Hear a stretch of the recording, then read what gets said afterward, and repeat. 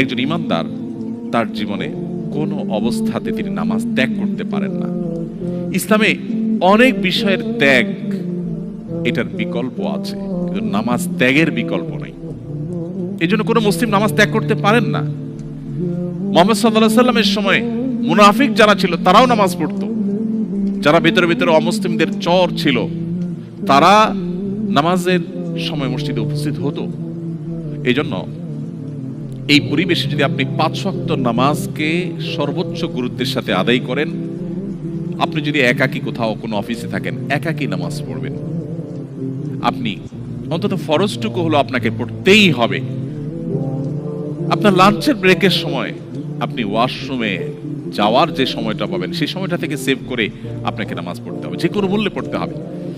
তো যদি কেউ নামাজের ব্যাপারে এই নো কম্প্রোমাইজের জায়গায় যেতে পারে, আশা করা যায় তার ঈমানকে আল্লাহ তাআলা সেভ করবেন।